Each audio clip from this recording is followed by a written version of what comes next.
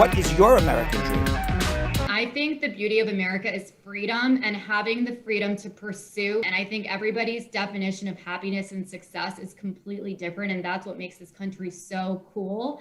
And my parents may have not necessarily thought that, oh, we want our daughter to become a TV reporter and a military officer. But guess what? They brought me to this great country that I could do those things and I could get an education and I could dream big and go after the things I want. So I just hope that I still have the luxury of the freedom to pursue whatever might make me happy moving forward in the future. Everyone has a right to the American dream.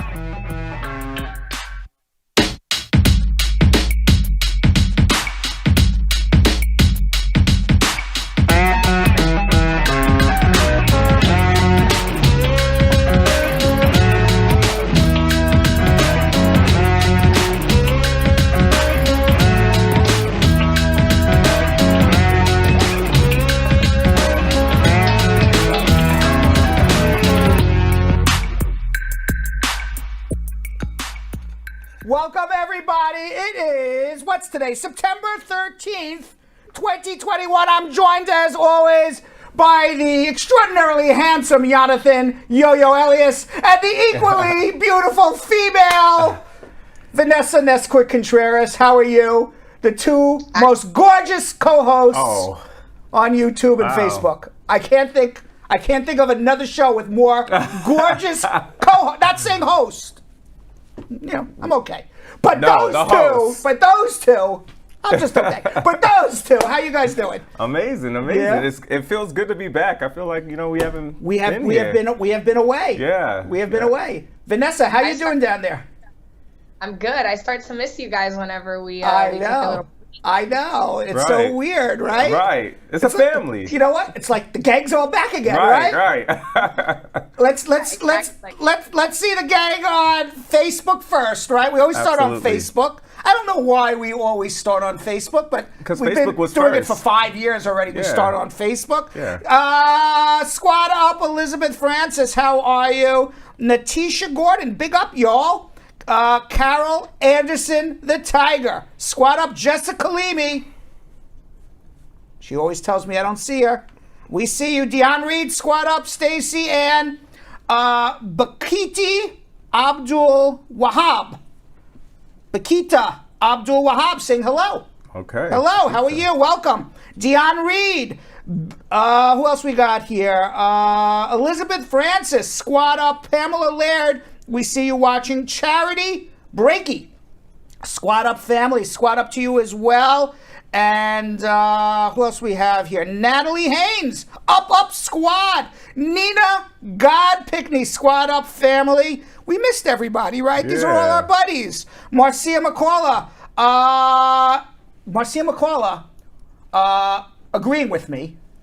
You're right, Brad. They are beautiful. Oh. Marcia McCullough, a big fan of Yo-Yo and Vanessa. Y'all are amazing. Claudette Fisher said hello.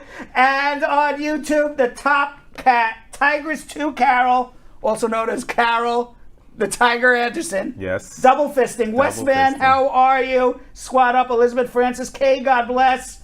Tanisha McNabb, Jerry Stewart, Folly Babe. Folly Babe claims to be the first to comment. But I have to say, Folly Babe, I want to support that comment. I want to be able to support it. But according to YouTube, Jerry Stewart, the Top Cat, Tanisha McNabb, Kay, God bless, Elizabeth Francis, Westman, all ahead of you. You're in the top 10, though. Not bad to be in the top 10. Not bad. Not bad to be in the top 10. I wanted to support that, but it's just #not true. Oh. I'm sorry. But we love you anyway. Richard Treasure saying hello. Amelia Joseph. And by the way, it's really not a race, but it's always good to come in first place, right? Yeah. Well, as long as we're all present, I think that's what matters. Most important. Most important. I used to say that to my kids all the time. I go, listen, it's not a race, but you definitely want to come in first. Right. So it is a race. And they were like, Dad, what are you talking about? Right. That sounds like my mom kind of too. Ricky Time, Jessica Leamy, LOL. Oh, because she's Jessica Leamy, because it's just call me Joelle, Yes, but I yes. call her Jessica Leamy. I didn't understand for a second. And Bad Radine Zumori saying hello.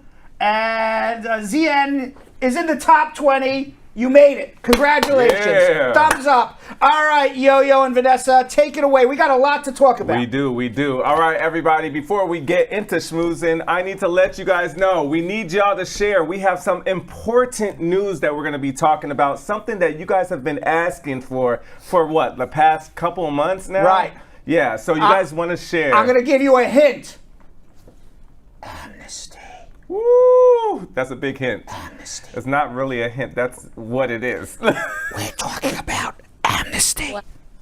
Yes. Yes, it's big time. So we need you guys to share to all your social media platforms. Let's help each other, all right? That's the only way we can help people, all right?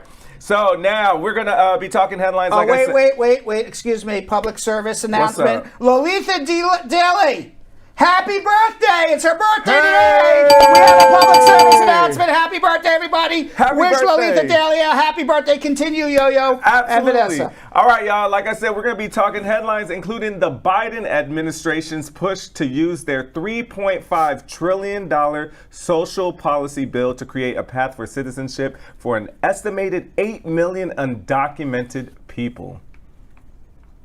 And it's Monday Squad, so get ready for some warm and fuzzy stories sure to make you smile, including a look at the finalists for the 2021 Comedy Wildlife Photography Award. It's actually funny. That's actually I saw some of the pictures. They Yeah, made me laugh. they were funny. And you can always call the telephone number at the bottom to get on our show to ask me your immigration questions. We have a bunch of lines open. Hint, hint, if you call now, you will get to speak to me. You call in 20 minutes, lines are locked. Happens every show. 1-800-529-5465. You see Dwayne The Rock Johnson with my head with a sign that says, ask me your immigration questions.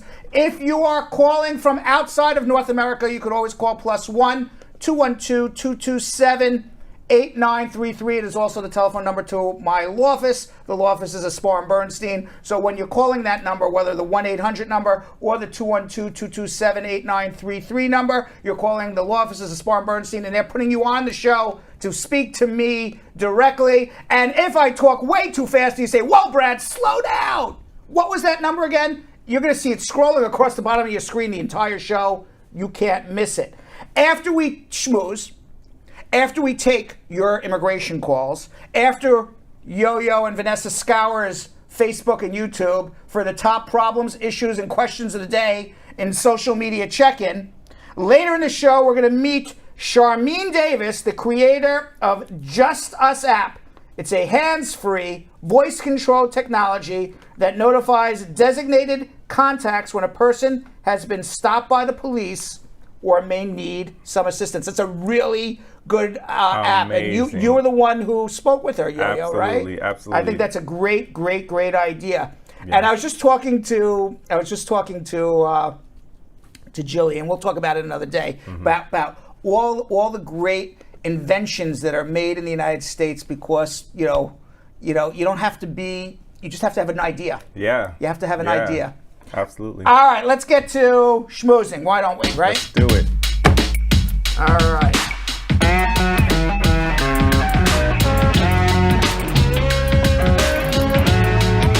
So the next 2 weeks are going to be big, Yo-Yo and Vanessa. All right. The Democrats are trying to get a final budget plan passed by what day?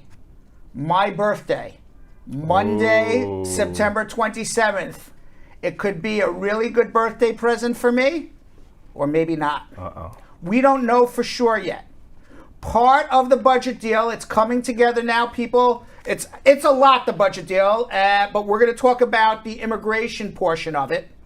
As part of the immigration portion of it, they are going to be doing, at least now it is coming out in the news, what is happening. They are going to be doing at least 5 things with immigration. Number one, they are going to increase immigration by 226,000 green cards next year for those people who are waiting on waiting lists for green cards. Those are the unused green cards from the previous years that just went completely unused. More importantly, people are asking about the amnesty. This is what they are talking about right now. If you are in the DACA program, there will be an amnesty for you. If you are part of the TPS program, doesn't matter what country you are in, there will be an amnesty for you. If you are a farm worker, there will be an amnesty for you as well. And finally, if you are an essential worker, there will be an amnesty for you. In total, they are estimating that between the 4 different amnesty programs that hopefully will pass by my birthday, September 27th, 2021, that an estimated 8 million undocumented immigrants will be eligible for the program. Wow. Democrats are proposing to grant legal status to all of these undocumented people. It's not everybody, but it's a big chunk. They were born here as children, as dreamers, immigrants for temporary protected status. Now, in order to get the amnesty, no matter what program you're in, you have to show that you are a member of that program, whether you're at TPS, you're in DACA, you're a farm worker, you're an essential worker. You have to pay a $1,500 fee. You have to take a medical exam and pass background checks. That's simple. Okay. That's simple. Now, the House's legislative push comes as the Senate's top rules enforcer weighed whether or not the immigration measure can be part of a budget deal. Generally, to pass legislation in the Senate, you need 60 votes.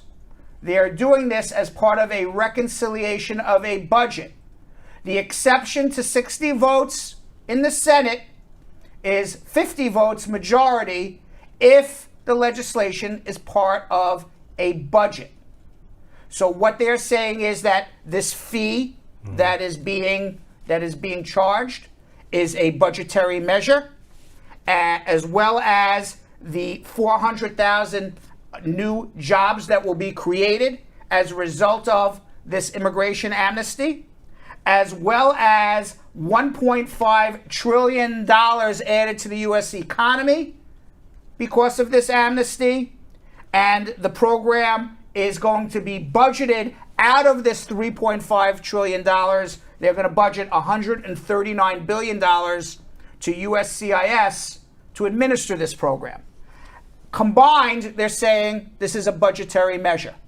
And they're going to use that as a way to avoid 60 votes in the Senate, 50 votes. Now, the Democrats have 50 votes in the Senate, plus Kamala Harris is 51, gets you to majority. So as long as they are able to pass muster and be able to prove to the Senate, what is the name of the person in the Senate? It's the Senate parliamentarian. This is the person who makes the rules. Mm-hmm. They're a nonpartisan employee. Her name is Elizabeth McDonough, and she is a nonpartisan, non-party affiliated employee of Congress who will decide whether or not this is budgetary. Gotcha. Now, in the past, things like this have been budgetary, and they believe that this is also going to be budgetary. We will know by Wednesday whether or not exactly what I just described will be part of the budget. That's when the parliamentarian in the Senate will decide whether or not this is a budgetary maneuver. Now, that's just one hitch. You got to get all 50 Democratic senators to agree on this. And in the House of Representatives, there's only four votes more Democratic than Republican in the House of Representatives. So the Democrats control the House of Representatives by 4 members. 4 Democrats decide not to vote for this. Done deal. And it's not just immigration. It's everything. It's environment. It's social services. It's taxing the wealthy. This is the biggest change in U.S. government policy since FDR World War II, or maybe Lyndon Johnson during the Civil Rights era. This is major changes to the policies of the United States government that are all going to be enacted in the next 14 days. Senator Richard Durbin of Illinois, the number 2 Senate Democrat, told reporters today that the parliamentarian has asked for more information, and hopefully within the next few days they will make a final decision on this. Now, the big question becomes, all right, we know who is in DACA, right? Those are the dreamers. We know who has TPS. You're either in or out. You have TPS, you don't got TPS. Right? You know who works on a farm. Yes. You work on a farm, you don't work on a farm. Quite straightforward. We always get the question, who's the essential worker? That's what I was going to ask. Like, right? Who's the essential worker? Vanessa, who do you think are essential workers? If you had to take a guess. I mean, there's so many people hoping to be considered essential workers. Right. It's a tough call. For sure, medical. You know, like we say, like nurses, doctors, and stuff like that. I would say teachers, right? Teachers. Well, teachers are not essential workers, believe it or not. But they should be. But they are not. But that's in this I have country. in my hand. I have in my hand though all of the list. And that's what's the problem. I'm not gonna get too deep into it, but that's what's the problem with this country. Let me get overseas. Teachers get treated better than even doctors because let me get who is essential and where they came up with that's it. foul. Okay, the Centers for Disease Control in March of 2020, when the pandemic came down, came out with a list of essential workers to fight against COVID. Those essential workers still had to go to work. They still had to be out on the streets while everybody else in the United States was quarantining or stay at home or stay away or stay 6 feet away. These are the essential workers. Yes. Before you give it, because I already see some people in the comments. You know, I like to engage with the people in the comments. Yeah. I want you guys to also guess. Teachers has been. Jill says it's been updated. Oh, see. Yeah. But Jill says it's been updated. I want the squad to give. Who you guys are thinking? Who you guys are going to think is going to be essential workers? The way that I understand it, and we can talk about it more tomorrow. But Jill says in my ear that it's been updated. But the way that I understand the law is going to pass is that it is essential workers who were deemed essential for the COVID pandemic as of March 2020. Now, who was deemed essential for the pandemic? March 2020. That's the way the legislation was I read in the newspaper, in the news that was being reported. Maybe it's changed in the last day or so. But the way that I have read it was if you were essential for pandemic, now it could also change all the time. It may change again in 2 weeks. Right. We don't know what the final legislation is. But what I read over the weekend, for sure, because I did a lot of research over this weekend, is that if you were essential March 2020 for the COVID pandemic, and that was determined by the Centers for Disease Control, then you are part of the Amnesty program that may pass this budget reconciliation. This is who was essential as of March 2020. Okay. Healthcare and public health workers, hospital and laboratory personnel, caregivers. So if you're a nanny, you're an LPN, you take care of an elderly person, that's a caregiver. Elizabeth Francis got that. She said caregiver. Mental health workers, doctors, nurses, researchers, pharmacists, dentists, social workers, technicians. I have an update. On August 18th, teachers and teachers' aides were added to the critical infrastructure workers.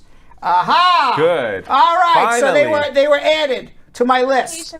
Essential. Education is essential, especially with everything that they Grocery have workers to do. I have on my list, Jill. Jill is Exactly. telling me grocery workers. I have that on my grocery list. workers. Yes. Well, yeah, that makes sense. So caregivers.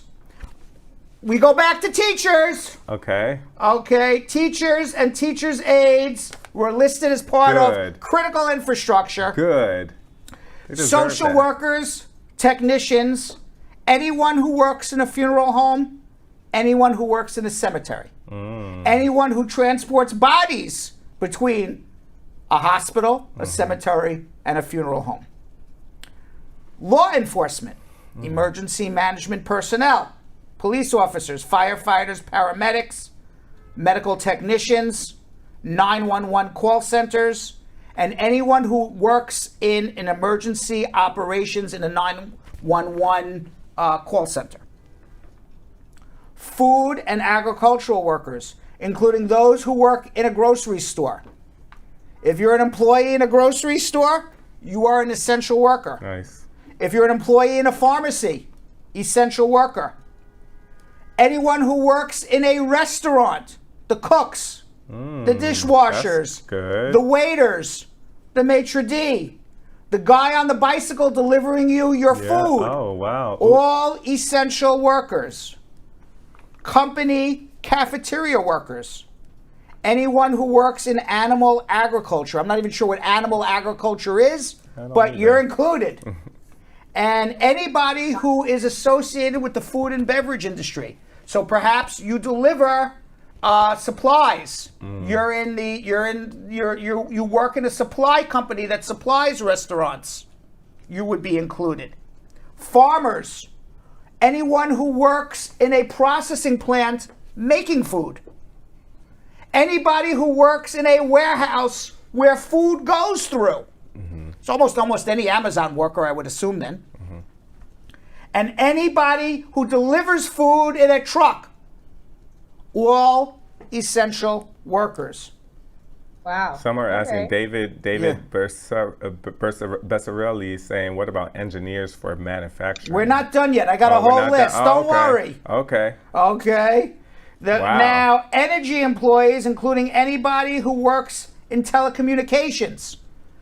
You're selling iPhones. You work in telecommunications. You work in the Verizon store. You're selling telecommunications. Any staffer, you can think about it. Any staffer in a telecommunications company. Anybody who works in the natural gas or propane field. Those would be the people up in South Dakota who are fracking, and down in Texas. I don't know anything about oil, but if you work there, you're included. Okay. Anyone who works in the electric industry. Engineers, you are included. If you're working as an engineer, you are included. Anybody who works in cyber security, you are included, including all staff of every company that works in cyber security. And anybody who works in environmental remediation or a company that supplies environmental remediation equipment, included.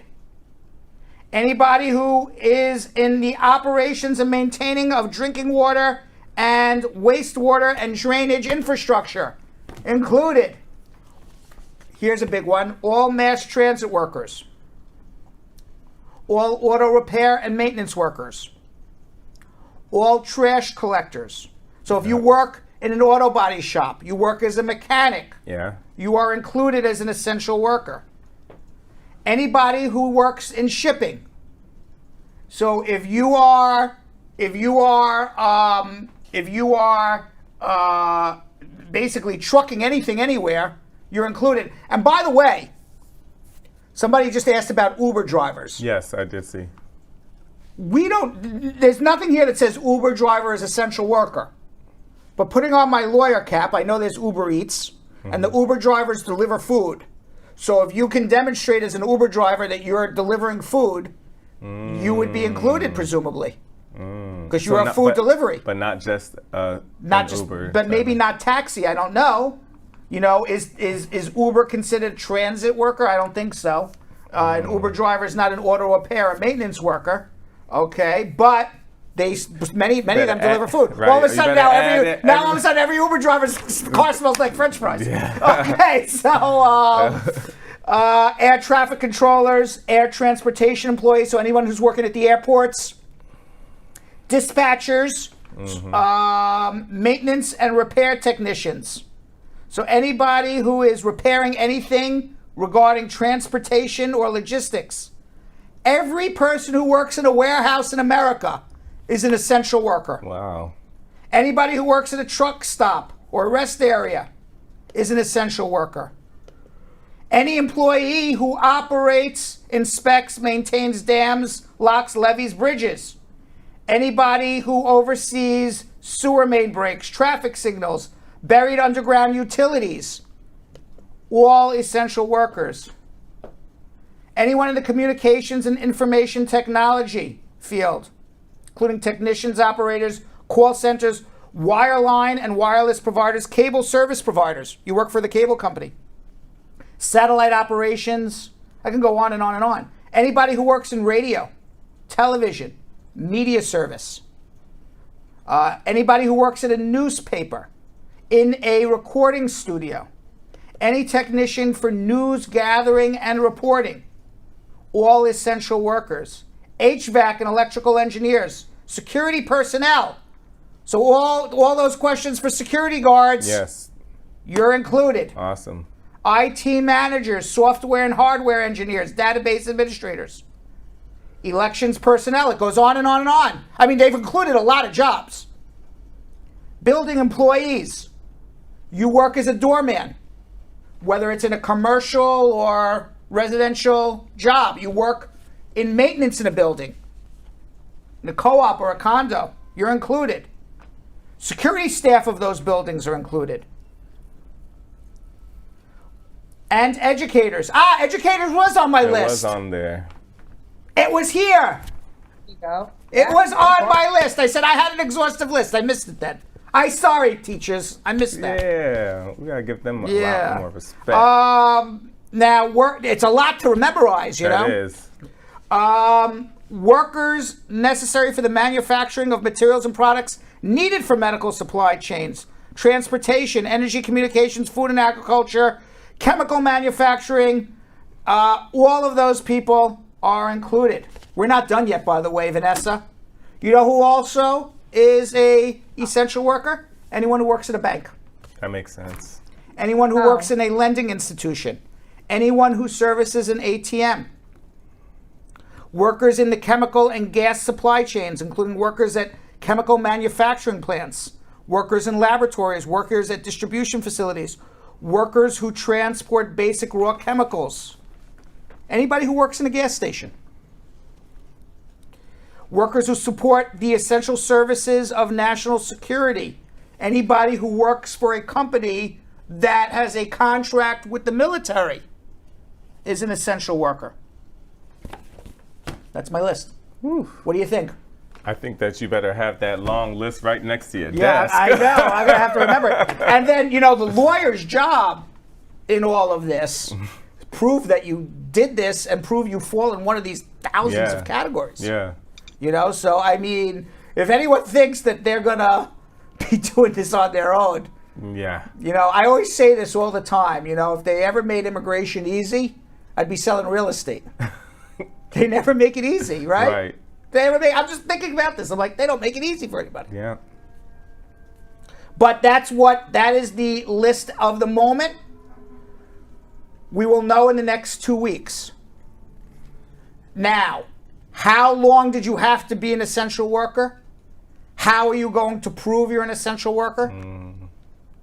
We don't know. How are you going to prove that? I know on the last Amnesty for farm workers, you would just get a job letter from a farm saying you work there. Maybe it's going to be that simple. What about people who were qualified for the TPS and didn't apply? Will they be qualified for this amnesty? I don't know. But if you qualify for a TPS and you can still put an application in, I'd do it. For those who are in DACA and did not reapply for DACA and let it expire, will they be part of this amnesty? I don't know. But if you let your DACA expire, Play it safe. File right now. What about those who never applied for DACA and could have?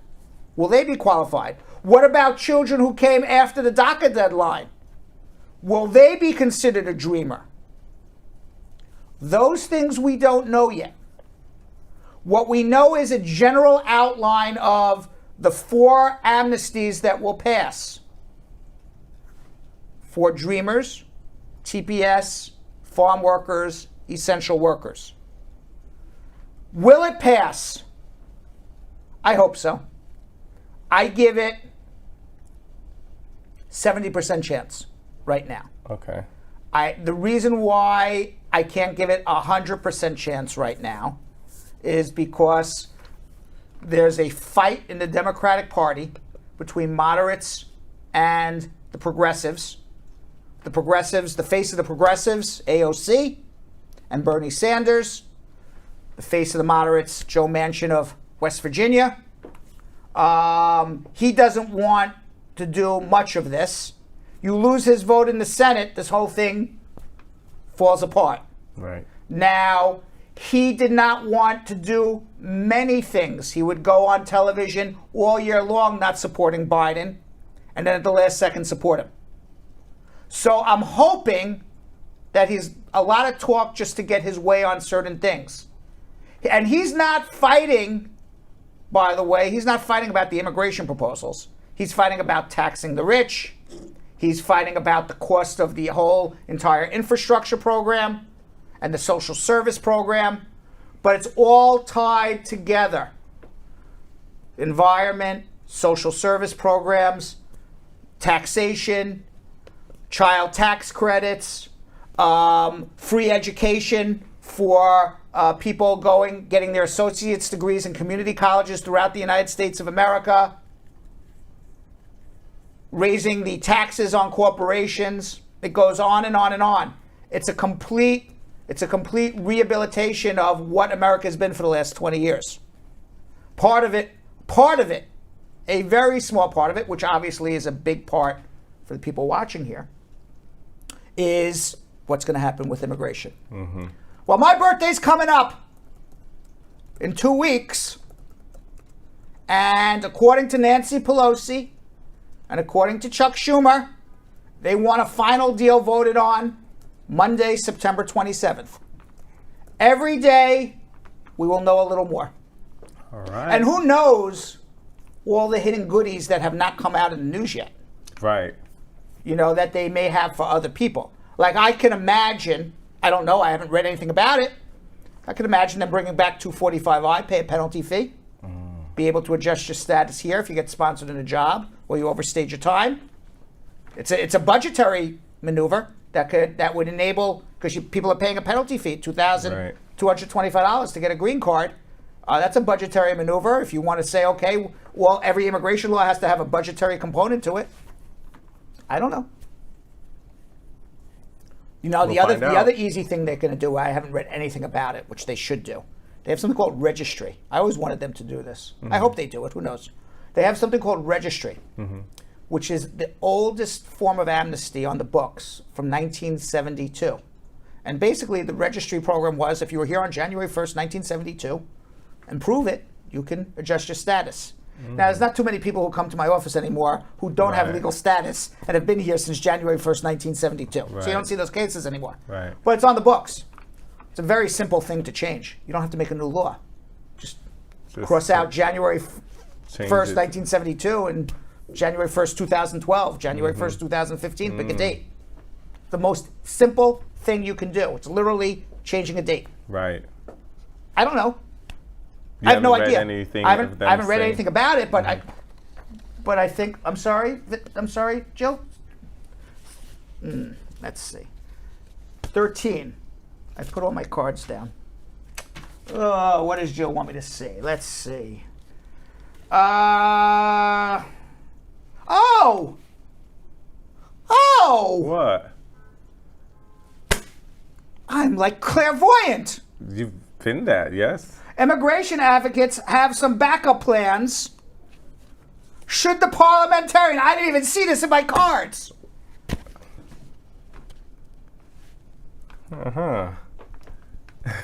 Just listen to me. Gotta keep looking. It's like, no. I'm saying to myself, it's like I have like a sixth sense when it comes to immigration. Right. This is true. Like, what is it? What is it? The not the bird whisperer, the dog whisperer. Mm-hmm. Has that sixth sense with dogs.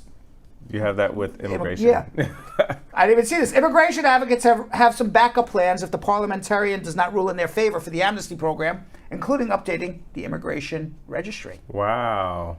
Which, by the way, I think they're going to do anyway, but you just haven't heard about it. Right. I just have that hunch. Wow, because it's that's crazy. Because that's the easiest way to make an amnesty. It's the easiest way to make an amnesty and just kind of slide it in there under the radar. Wow. We'll see what happens. Meanwhile, it was 9/11, now 9/13. Yes, 20 years. Yeah, 20th anniversary of 9/11 was on Saturday. Ceremonies were held in New York, the Pentagon, Shanksville, Pennsylvania. In New York City, twin beams of light reached 4 miles into the sky to memorialize where the towers once stood. Former President George W. Bush, who was in the office at the time, recalled the unity and strength Americans showed 20 years ago, urging the country to put aside political views to come together again. Bush said at a private ceremony for the families of those who were killed when United States Flight 93 crashed into a field outside of Shanksville, Pennsylvania. So much of our politics has become a naked appeal to anger, fear, and resentment.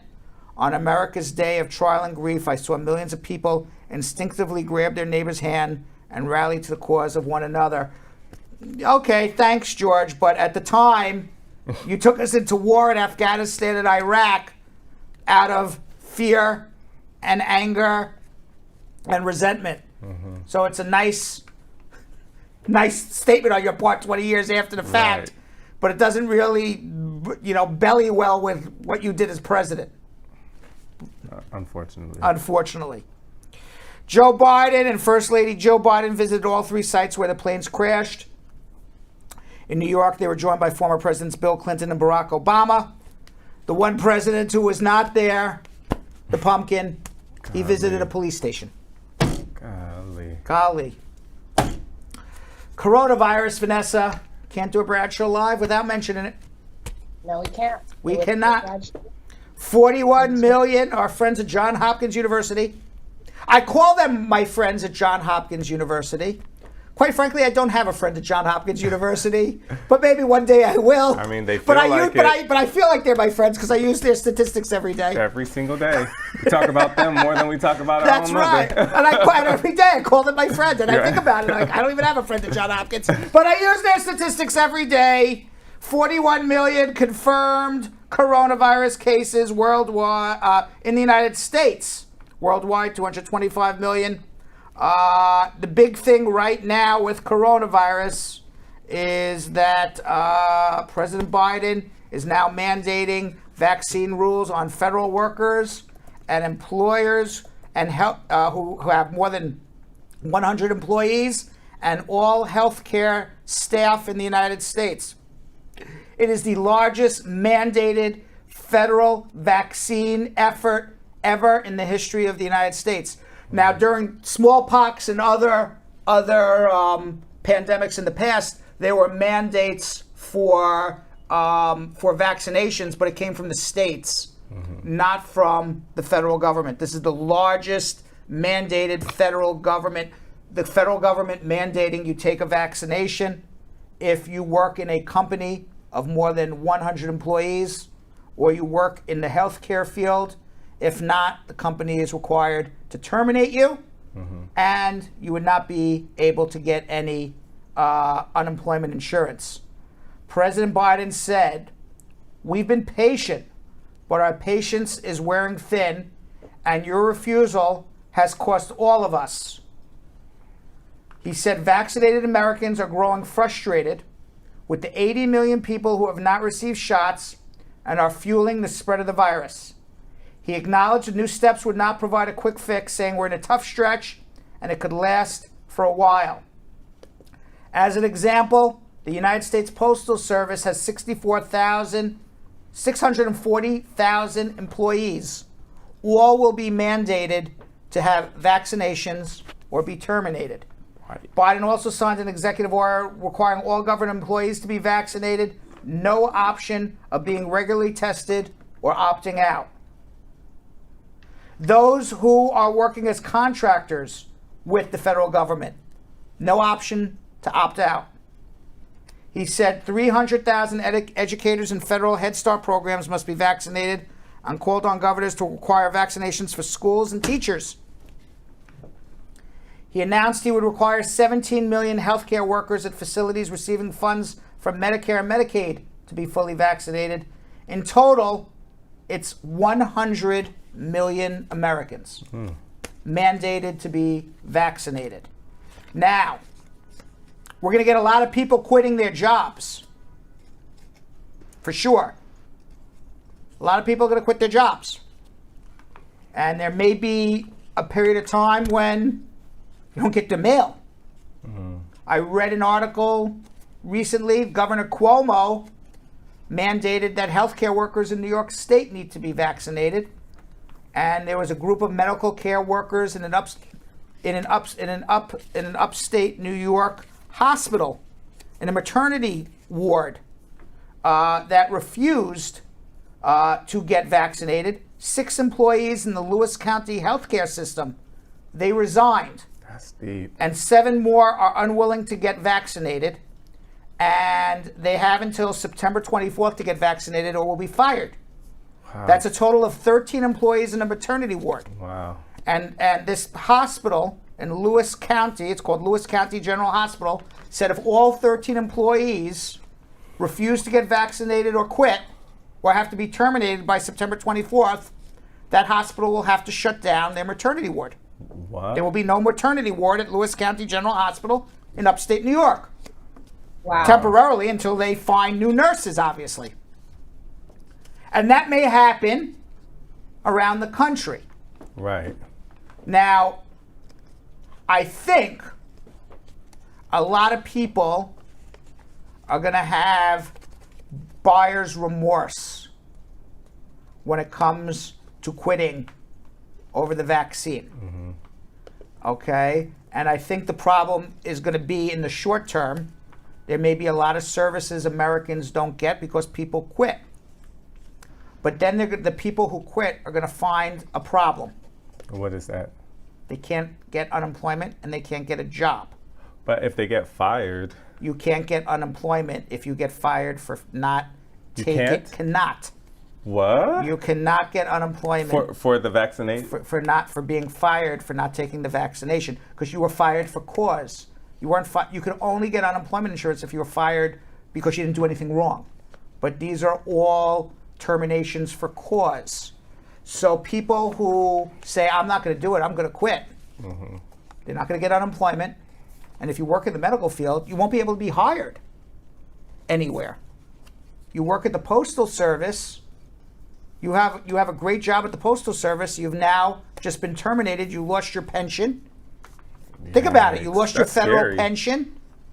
And who's going to hire you? You're unvaccinated. What job can you do other than what you learned to do at the post office for the last 10, 15, 20 years? That's actually scary. So I think a lot of people are going to end up with buyer's remorse when it comes to the quitting. But I think in the short term, we're going to lose a lot of services. Yeah. Now the question becomes, can all this be legally done? Now, Republican leaders say they're going to sue the Biden administration. They say the Biden administration cannot do this. They can't mandate people to take the vaccine. But there's a history of pandemics in the United States. This is not the first pandemic. Brian Dean Abramson, he's an expert in vaccine law, told the Business Insider recently that while vaccine rules aren't new, they usually come from the state. They don't come from the federal government. And he said it was common in the 19th century, in the 1800s, for states and cities to require smallpox vaccines. But it's been a very long time since we've had anything this far-reaching. There was a Supreme Court case in 1904 where a Massachusetts town said that you had a choice. Choice was get the vaccine for the smallpox or pay a $5 fine. Now, a pastor in this Massachusetts town refused to pay the fine.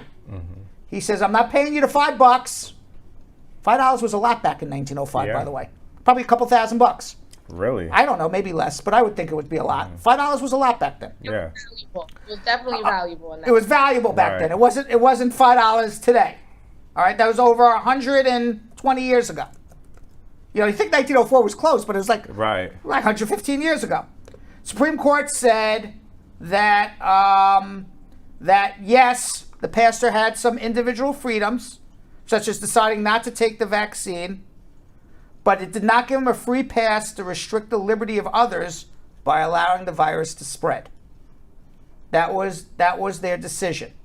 That the people who are vaccinated have a right not to be sick, just as you have a right not to take the vaccine. And the Supreme Court came down as you don't have a right to get somebody else sick.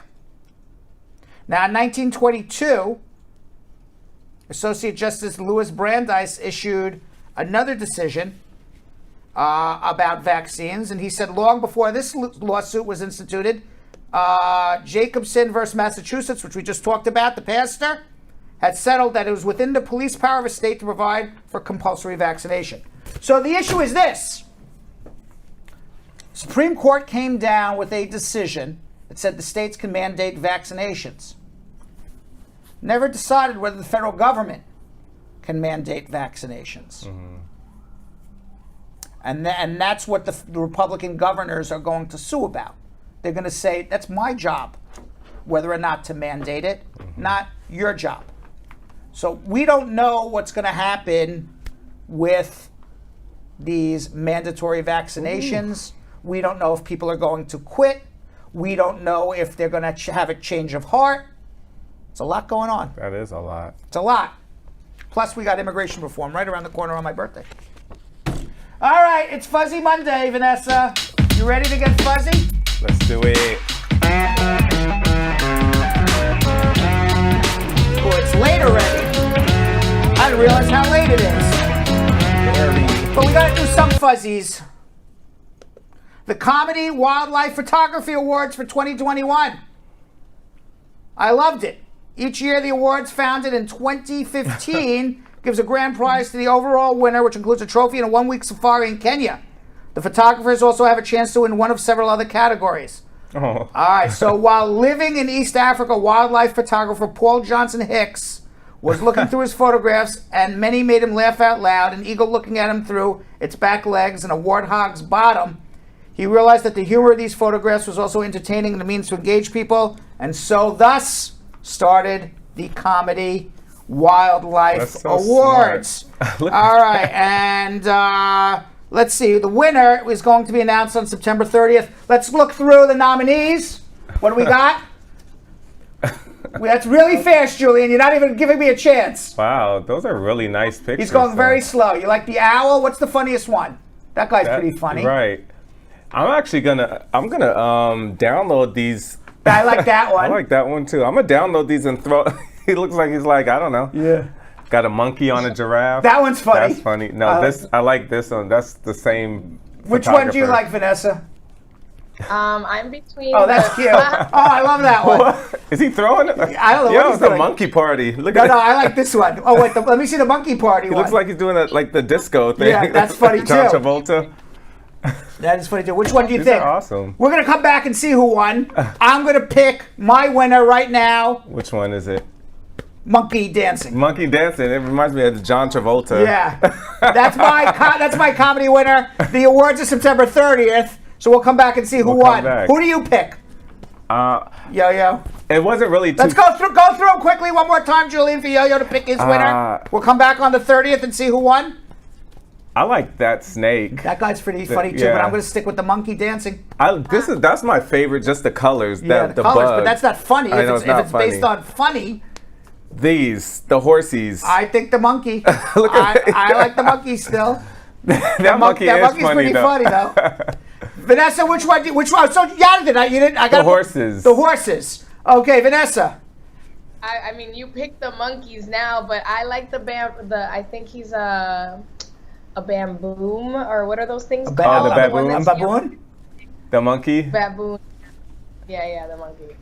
All right. Not this one. There's that one. That monkey. Looks like he is All singing. right. So, Jilly, check on September 30th who the winner is. We'll see. All right. We'll see if we picked any of them. Meanwhile, the members of Engine Company 239 in Park Slope are raising spirits with the addition of Penny the Pig, an adorable 3-month-old 9-pound teacup pig. Oh. The New York Post said the people love Penny. Co-workers love it because it's something different around the firehouse. We cook, we clean. There's a brotherhood, but now with a pig, it's definitely unique. I've seen people starting to have pigs in their homes. I have too. I don't go for it. I don't either. You want to know why they call him a pig, Vanessa? Because it's a pig. It's a pig. You don't want to Pepperoni. live with a pig, right? Bacon. Right? I just don't like. Jill says they're smart and clean, but I'm telling you, I'm telling you, every couple at one point in their life or another has called out the other member of the relationship and said, "You're a pig. I don't want to live with you." Yeah. Right? I just can't have a pet that I actually eat. So it's just I eat bacon. I eat pepperoni. I'm sorry. I can't have a pet that I eat. Would you have a pig, Vanessa? That cute piggy? I don't think I'd have it as a pet, but you know how the Bahamas has like that pig beach? Yes. I want to go to. They bite, by the way. Oh. They bite Do you. they? Yes. By the way, at the firehouse, there's a new rule: no eating any of Penny the pig's relatives. No more pork in the firehouse. Yeah, like I would feel bad. All right, I don't know. Meanwhile, lastly, this was kind of funny. A pooch interrupted a women's cricket match in Ireland on Saturday in the middle of play, stealing the ball while the players were running around. Not stealing the ball too. Yeah, the furry fan flew onto the field mid-play, swiping the ball as a player tried to field it in Saturday's women's all-related Cup semifinal between Breedy and Civil Service North. And the dog took the ball. They were all running around on the cricket field, and the dog takes the ball. That is hilarious. Yeah. You gotta have they should put some music, like funny music, the little circus music, while they're all chasing the dog. That'd be hilarious. That'd be very funny. The young man who appears to be the dog's owner springs after the pup, who eventually stops near the wicket. And then the commentator was saying, "Oh, the dog has the ball!" And then the commentator, once the ball got out of the dog's mouth, goes, "I think we have the ball back. Maybe it needs to be cleaned." Yeah. And that's how it ended.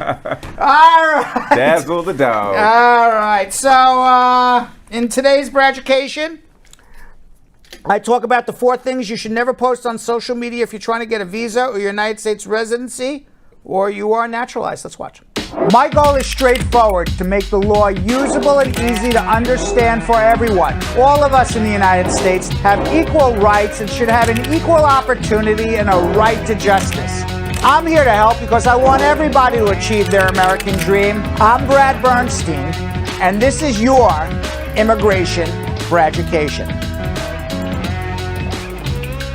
I'm not here to tell you what you want to know. I'm here to tell you what you need to know. U.S. immigration law is complex and the regulations are constantly changing. My objective is to make the law easy for you to understand so that you can use the justice system, know your rights, take advantage of the law, and achieve your American dream. The Department of Homeland Security collects the social media information of not only anyone who's trying to get a visa or United States residency, but even those who are already naturalized United States citizens. From aliases to photos to likes, all of this is collected and stored in your permanent immigration digital files. So social media posts can be used against you in your immigration case. Now, obviously, the first rule of thumb is to use common sense and think before you post for all the world to see. But some posts that can get you in trouble might really surprise you. Number 1, don't post that you're getting a new job. Number 2, do not post that you are looking for work in the United States if you do not have work authorization. 3, do not not post questions on how to set up a United States company in order to obtain a visa. 4, if you are traveling to the United States on a non-immigrant visa, do not post for immigration lawyer suggestions. Non-immigrant intent are concepts within the United States law that deal with all persons on most non-immigrant visas, meaning you cannot enter the United States with purposes of wanting to remain forever. The most basic example is the visitor's visa or the student visa. Both have non-immigrant intent, meaning in order to be allowed into the United States, you have to show at the airport or border crossing that you intend to leave America and not live here forever. If you are posting on social media before you arrive in America requests for immigration lawyer suggestions, it can be presumed that your intention is to remain in the USA or get a green card and not return home because you're looking for a lawyer. The burden is on you to demonstrate your intent to return to your home country before your visa expires.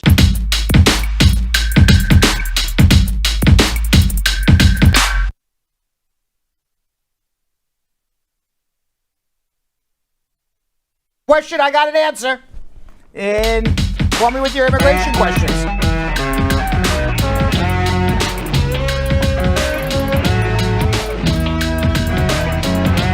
All right, Beck in Pittsburgh, Pennsylvania. Beck, how are you? Beck. Beck in Pittsburgh, Pennsylvania. Hello. How are you?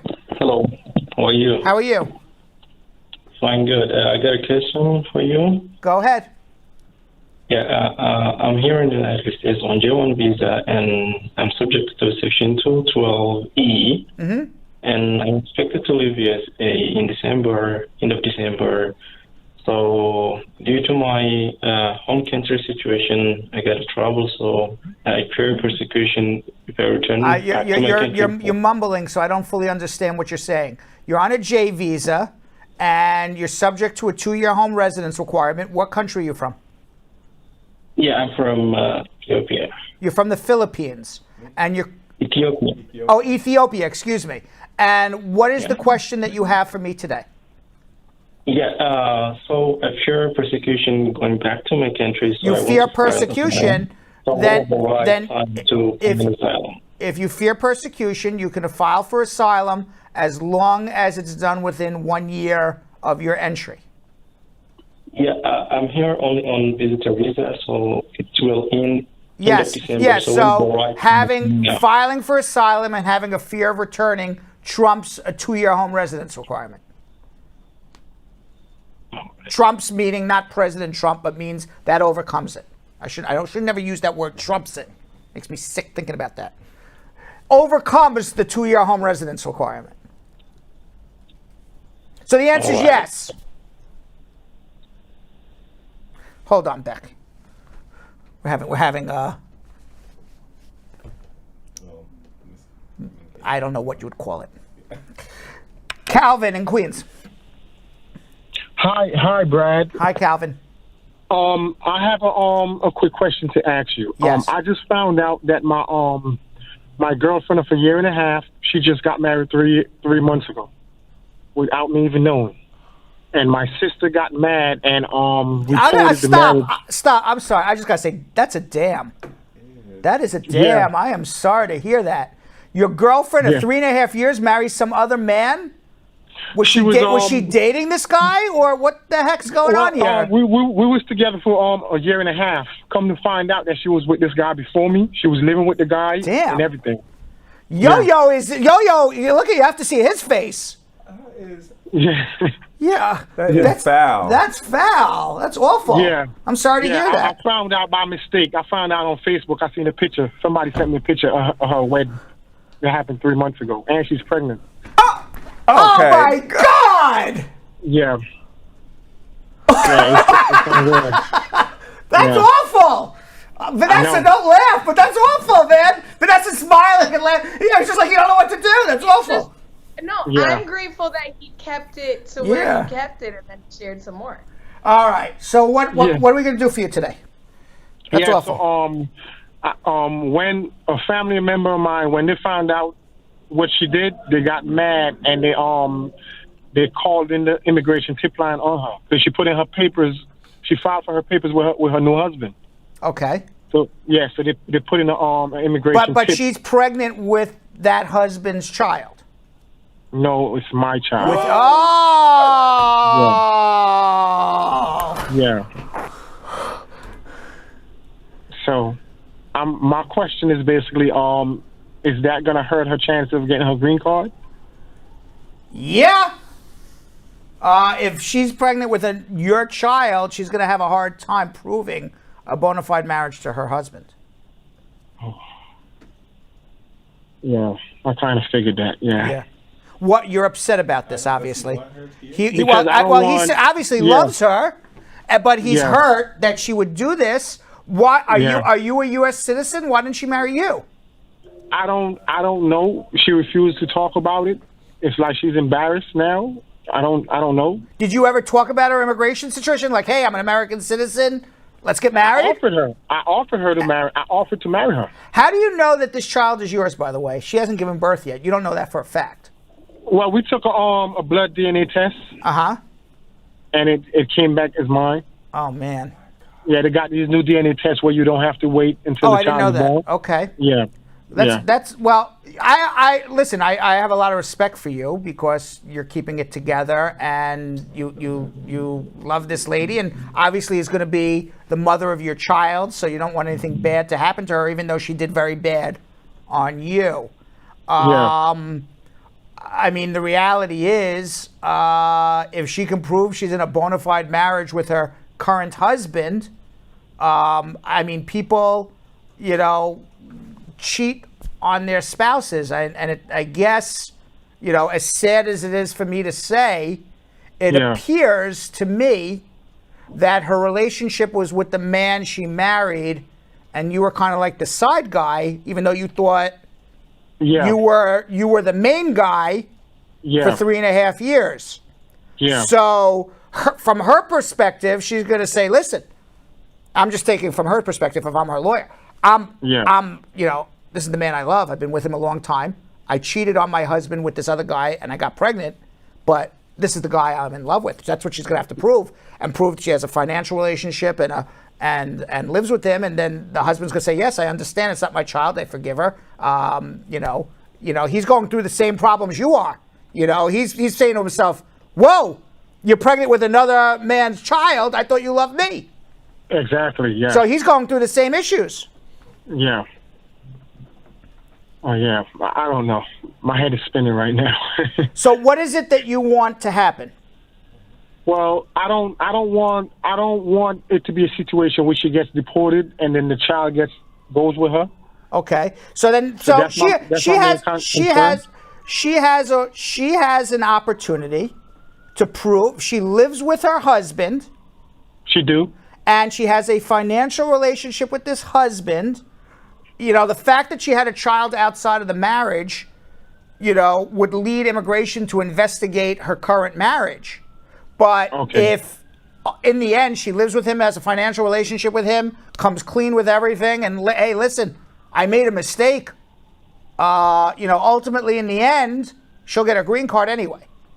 Okay. But I mean, I'm sorry to hear that. That's a terrible situation. I mean, were you, just out of curiosity, you spent a lot of time with her? I did. So where did she have time for this other man? She lived with him. How did you not know that? Because in the beginning of the relationship, she had her own apartment, and I have my own apartment. And she told me that one of the rules of her moving in that particular apartment was that she lived with an old lady and her 2 grandkids, the lady that owned the house. So she says the lady doesn't want any man coming to her house, so she always came to my house. Oh my gosh! Do you have any? It wasn't the old lady; it was the guy that she lived with. Yeah. You have any man advice for this man? Man. You have any man advice? Calvin, I don't have no advice because I just feel like you deserve a lot better, bro. I don't know. But he wants to be a good. He wants to be a good father. Yes. Do you still want to be with her though? I can't imagine. No, So you just want her here for the your child. Right? Which is Yeah. respectful. Okay. Which is respectful. Okay. Yeah, because I can't forgive that. Yeah. Right. Okay. That's all. That's all Yeah, I yeah. wanted to Yeah, make I don't sure. think you could ever, because not only did she cheat on you, but which is bad enough, but she was untruthful to you Yeah. for 3.5 years. Yeah. So yeah. So I get what you're saying. So I'm sorry You about that. But from an immigration standpoint, as a lawyer, I could see her making a good argument to be able to stay. But yes, Okay. immigration will be investigating it. Okay. All right? Hang Good in luck. there, man. Thank you very much. Hang in there. Yes, sir. Thank All you. right. Damn. That makes me so sad because he seems like such a good guy. Yeah.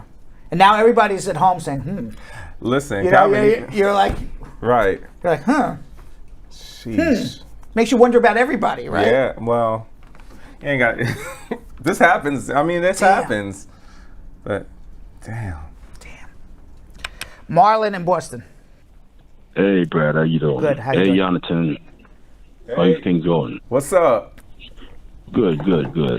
Hey, Brad, you Yeah. remember me, right? No, but I'm sure. You must remember me How do I when remember you told me, Marlon, come for dinner. I always call you from Boston. I always did that. I invited You Marlon to remember dinner. that? When? Yeah, man. When? Well, everybody remember. When did I Come invite you on. for dinner? That was a good time ago. About roughly sometime in May. Okay, I don't You remember. understand. I You don't. always I listen don't to remember the everyone show I and speak. everything. Do you know? I Okay, want you to good. know how many people I speak to. But all right, Good, I'm gonna go back good. in May and see when I invited Marlon for dinner. I'm still waiting for you to show up, Marlon. Good, Where the hell good. you The been? last time. It's Come getting on. cold, man. All right. Because What's your because question? I was waiting on the interview. Okay. So I bingo. I hit the jackpot. What So happened? I hit the jackpot. Which jackpot? You know exactly what I mean. You won the lotto? You understand? Yes. I win the lotto. Wow. So, I was just listening to your show and everything. from Wow. all these Congratulations, times, Marlon. and You brought me I think through, so. you, Jonathan, and, think that's the what other he said. female. You guys Vanessa. brought me right through the whole thing. Okay. And Vanessa, yeah. You guys brought me right Thank you. through the whole thing, and trust me, it was off the hook, but trust me, I'll get That's right amazing. through it. Awesome. What is your question definitely. for today, Marlon? My question is if it's just big up you guys. You understand that? Oh, wow. Trust me. Marlon, Because just listening happy. to you guys, like and that. it was perfect. Thank you, Marlon. Nothing different from what you guys said. It was just the Oh, right nice. Oh, so he went for his, Trust me. everything did- went exactly yeah, what. Awesome. way. Congratulations, Exactly what you Marlon. guys you said. You're not different. Congratulations. All right, so now Believe me. dinner's on Marlon now. Right. So we're not invited. Yeah, you are inviting us. Trust me. I appreciate that, man. Trust me. You understand? I mean, you appreciate it. All right, thank you, Awesome. Marlon. Congratulations on the Yes. green card, the lotto, Yeah, all of life. that. That's This it. man That's this it. man's on You're top of the the world. You're blessed, He brother. is blessed. You're blessed. All right, Powerball. Wow, congratulations. Wow. That's All amazing. All right. Just keep it that way. All right, man. Thank don't you. spend it all in one place. You know how many Right. people No, I would win the never do lot? that. Know how I many would- people win the lottery and then are broken years? Yeah. Seriously, be Yeah. smart, okay? That's true. And, Okay. and you're getting a lot of congratulation posts in the comments as well. Yeah, Marlon. right, and a lot of women are now asking, "Is this guy single?" Yeah, Marlon, Yeah. you might be. Are you an eligible Mar- bachelor? Marlon's eligible bachelor. All right, okay. Thank All you. right, take All care. right, peace. Turn it into a dating show. Why not? Crazy show today. All right, let's go to James in Tallahassee, Florida. Hello. Hi, James. Hi. Good evening. I wanted to just ask a quick question. Yeah. I applied for VAWA in July. I did it exactly July 19th, and I've still not gotten receipt acknowledgement. Does Yeah. it take longer than 6 weeks or 8 weeks? to get it? Sometimes it takes almost 90 days. Don't be shocked if you don't get anything till the end of October.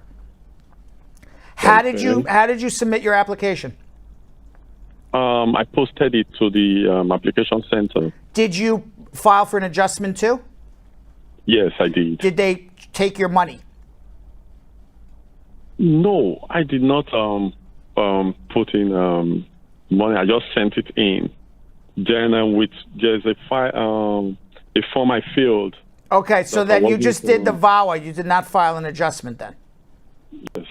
Okay, so you need to file an adjustment application with it, because that's Okay. that's what will trigger you getting a work permit. And for Okay. those who think, well, I'm scared to file an adjustment, what happens if I'm denied? Biden's really not deporting anybody who gets denied a VAWA these days. So there's nothing to be concerned about as far as I'm concerned. Everyone who's filing a VAWA should be filing an adjustment with it, and that way you get your work permit. Other than that, you'd be waiting years for a work permit. Okay. Does it mean I can reapply? And No, what you should do is when you get the I wouldn't reapply again, but when you get the I-360 receipt notice, now you got to wait on it. I would then attach that receipt notice to an I-485, an I-765, and I-131, and get your adjustment going. Okay, and I had an already approved I-130. I attached it to the application. Yeah, that doesn't matter. Okay. They're still going to take you through the process. All right, good luck. Okay. Let's go to Eva in Cheshire, Connecticut. Hello. Hi, how are you? I'm fine, thanks. Hi, Brad and your team. How are you, Eva? I'm good. Could be better, though. All right, what's going on? Anyway, so I'm a green card holder. I just applied for my citizenship in July, but I filed for my minor daughter in October 2017.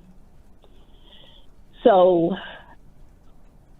I got my final notice that the filing is complete. All right. Pardon? So you have an I-130 approved. Yeah. Your daughter's how old? She's now 17, going to 18. Okay. And how long you been a resident? From 2016. Okay. Where is your daughter now? In Jamaica. All right. This is the problem. She's eligible for her green card right now, except the U.S. Embassy's closed down in Jamaica because of COVID, and they're not taking any appointments right now. Oh God. Yeah. So Dad, she's going crazy. Yeah, I'm just afraid that I lose her. All right. So I'm sure there's a human being at the U.S. Embassy, and if you can show real humanitarian reasons why you need to be reunited, maybe there's a human being there Yeah, that would. yeah. I was thinking of going down now because They're not going to let you in. It's closed for all appointments. But as I said, probably secretly, there's somebody walking around there in the embassy. It's not like it's empty, So, the only people who are going to get appointments now are people who can show you real humanitarian reasons why they can't wait any longer. I wanted to take her counseling because she's depressed. So I think rather than you go down to Jamaica and walking into the embassy and saying, hey, you're not going to get anywhere, you make an application for a humanitarian expedite. And maybe you need help with a lawyer. That? Exactly what I just said, a humanitarian expedite. You write a letter with all your reasoning and all your evidence why this case deserves to be put to the top of the list. Okay. Hold on, you need help. Crystal in Bear, Delaware. Hi, Brad. Hi, how are you? Evening. Good evening. Okay. My situation is I got approved for my VAWA about a year, in January, actually, and I applied for my I-485 on my own. They accepted my payment, sent me to do the biometrics. However, looking online, they sent me a letter stating they're sending my file to a local office. When I checked online a few days ago, it says my case is on hold, pending a non-USCIS advisory. And then at the bottom it says, if I change my address, I should let them know. They continue to say that if I needed to fill out a DS 3035 before they can proceed. What visa did you come here on? A visiting visa, and I did send a copy of my passport. Okay, and you filed. This is a VAWA case. Yes, the VAWA was approved by itself. I'd waited until the approval before I did the I-485. Did you ever work as a diplomat? I've never worked out in Jamaica. I was a police officer. I did tick that on the file, but that was it. I never came here. I never worked. Because a DS form is something for the State Department. It has nothing to do with USCIS filing your adjustment application. Mm-hmm. They haven't sent me a letter stating that. It's just on the website. Do I need to be concerned about that on the website? Wait till you get a letter. And if you don't get anything in the next 60 days, call me. Okay. And secondly, the date that they posted that on the website, I got an orange paper in the mail for the same day stating that I'm deficient for the medical. Oh, that's okay, because you'll bring it at the time of the interview. But if there was a problem, would they actually send me the deficiency? Yes. They would still do it? Yes. Okay. All right. All right. So you say wait it out. Don't do anything. Don't reapply. Don't cancel anything. Don't cancel anything. Don't reapply. You don't hear anything in 60 days, call me. So they will send me a letter and give me time to respond, Correct. right? Yes. But I don't know what they're asking some State Department for. It makes no sense. So let's see what they say. All right. I'll wait it out. Thank you. Kim in Covington, Georgia. Hi, Brad. Hi, Kim. How are you doing? Good. What's going on? Good evening to your co-host. I'm married to a U.S. Who's the? You're saying hello to the cool host or the co-host? To your co-host. The co-host. The co-host. Mm-hmm. Hey. Yeah. I thought you were saying hello. You're a cool host. I'm like, nope, I'm not cool. She's saying hello to the co-host. Yes. No. All right. Well, I'm married to a U.S. citizen. We're filed for the adjustment of status with USCIS. However, there was a little hitch in the case, and I was asked for additional evidence. This did not get back to them in time, and then the case was closed, and I received a removal notice. After receiving the removal notice, I was granted the advance parole and also the employment authorization. Now I'm having an issue. My mom recently passed. You can't leave. You're in removal. You would be ordered. You wouldn't be able to come back. Okay. So I'm sorry about your mom passed or your issues, and I apologize. But you got to think long term. You can't think short term. I know. I have a client who I begged don't leave because her grandfather died several years ago. She's still calling me from her home country 6 years later. 6 years later, get me back. I said, I told you not to go to the funeral. But so in this particular case, you got denied. You're in removal. You have to file a new adjustment application because first of all, that advance parole and work permit was issued on a case that's ultimately denied. So it's no good anyway. Yeah. All right. So even if you said, oh, I'm going to travel even though I'm in removal, it's an invalid advance parole document. So you need to file a new adjustment application, do it properly, and you have to then go see a judge, tell the judge you have a pending adjustment. They're going to keep you in removal until you go on your new interview at USCIS, pass it, and then the case is going to be transferred to an immigration judge for your adjustment status. What? I have a master calendar hearing for January. That's exactly what I just told you. Let's go back again. You need to file a new adjustment immediately with an approved, with an I-1, not approved, to get the I-130 approved. You're going to go to the immigration judge in January. You're going to say, I have a pending adjustment. The judge is going to say, I'm keeping you in removal until you get your interview at immigration. When you get your interview at immigration, assuming you prove it's a bona fide marriage, they will approve the I-130. They will keep your adjustment on hold. You then have to go back to the judge, and the judge is going to have to grant you the green card. You have caused yourself an enormous problem by just doing paperwork wrong. Wow. And you need a good lawyer at this point, or you're going to get yourself deported. Oh, okay. Hold on. Let's go to Michael in Woodbridge, Virginia. Hello. Hi, Michael. Hi. I really thank you to answer my call. I've been trying to talk to you like 6 months ago. I don't know how long time I've been trying to talk to you, but I couldn't. And I'm so glad to. Well, I'm glad that you finally got me now. What can I do to help you? Okay, so my question is this.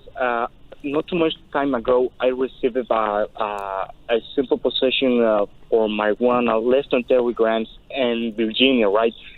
the officer just gave me a ticket. He didn't arrest me like something like that. He just gave me a freaking ticket, and I want to know what should I do.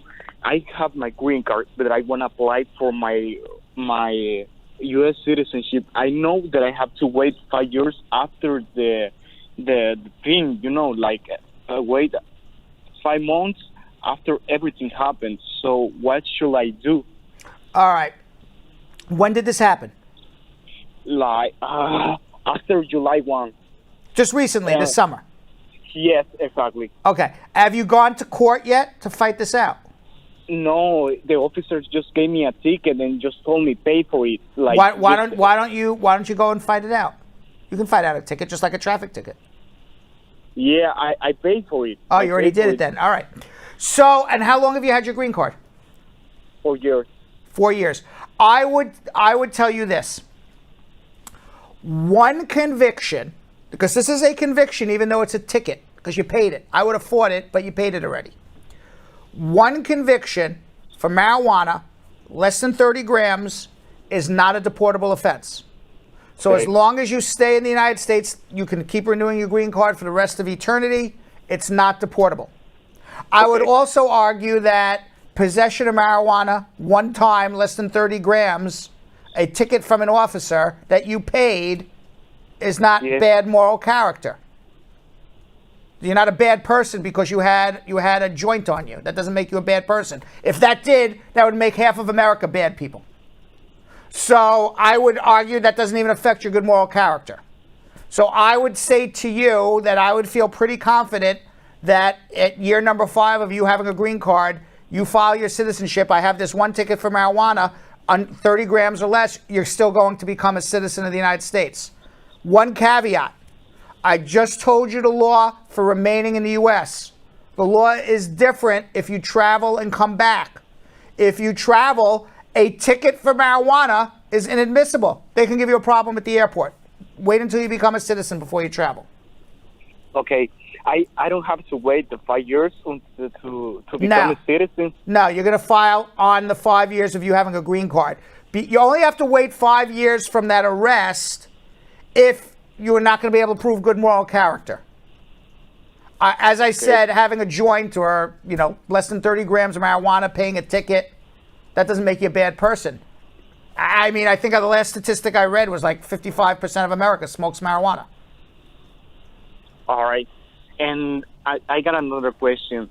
I don't have to do like the thing that you ask everyone to bring to you, like the disposition? Yes, you do. Yes, you do. Well, how should I get the disposition? You go to the clerk's office where you paid the fine. All right. Do I have to get a lawyer with me when I get my citizenship? Michael, I'm going to give an answer to everybody who asks if they need a lawyer. Okay. If you ask that if you need a lawyer, you need a lawyer. Your inner body, your inner self is already telling you that. Okay. Another question. I want to go to the army, right? And I want to apply for my citizenship into the army. Can I go and there is go join the army, and then the army will do your citizenship for you. All right. The question is, if I travel into United States, that will meet the not as part of the military. They're not checking your marijuana conviction. So as long as you're traveling as part of the military. So for example, you join the army and they take you to the Air Force Base in Germany. I'm making this up. When you come back on a military plane, you're not going through Department of Homeland Security. If I get deployment, I don't have to pass through the migration. No. Okay, if I travel like if you travel as a private person, you have to go through immigration. If you travel with the military on a military transport, you're not. All right. Thank you so much, and I really appreciate your help. And my pleasure. Thank you so much. But I think you're going to be okay. I'll give advice to everybody. Okay. Smoke at home, then walk out the door. Don't walk around with it. Don't worry. I won't do any. Okay. All right. Happy birthday, of course. Okay, thank you. Thank you. All right. How's that for advice? That's right? Great advice. Yeah. Great advice. Right, because nobody's walking into your house telling you why you're smoking weed in your home. There you go. All right. Keisha in Tampa, Florida. Hey, Brad and the squad. How are you? Good. How you doing? I'm good, thank you. All right. I filed VAWA in March 2019, got the prima facie, all that good stuff. My EAD expired in June. The renewal was sent in February, but I still haven't received nothing yet. The VAWA case is still saying we have accepted your case. Nothing at all. I'm worried because I don't want my EAD not to be renewed. It's just me and my daughter. Both of us are on the VAWA. Yeah, it'll get renewed. Are you working right now? Yes, I am. All right, get a job. Even though your employer may not, I would get a letter from your employer. If you can get a letter from your employer saying they're going to let you go if you don't get the work permit renewed, you would go to the top of the line and submit it to immigration. Okay, and I just give, because I have a lawyer, so I just give that to. And for the I-360, do you know how long it's taking? 3 years. Jesus. Yeah. Okay. All right. All right, hang in no there. problem. Thank you very much. All right. Kanisha in Nashville, Tennessee. Hi, Brad. Hi, How are you? Good. How you doing? Yes. Question for a family of mine. Well, long story short, because this one, I don't know how to describe it, but I don't know. Well, she and her husband, they were deeply in love. He filed for her. He turned around, abused her. She filed for, what do you call that thing? VAWA. VAWA. Yeah. Now the process of VAWA is going on. But the guy is getting counsel because he have abused her. He's getting what? Counsel. He's getting counseling. Yeah, counseling. Yeah, because he's trying to say he really loves his wife, but he's just sorry for all what he has done. And truly, the wife really loves him. So, question that I'm asking: would they're not together, but would it affect her VAWA if they to go back together? Not necessarily. No. Okay, because it was just, in other words, if you go back and live with your abuser, it tends to make your story of abuse less believable. But there's no law that says because you live with your abuser that you don't get a green card. She escaped. It's a different situation where you live with your abuser, you're scared to leave because you don't have money, or they have power over you, or they're manipulating you, or you became psychologically entangled with your abuser into some relationship that doesn't allow you to walk out the door. That's a different situation than I'm out. He abused me and now I'm back. Happened, he was like beating on her, threatening her. Why would she ever want to go back to a man that did that? Well, that's what we asking her.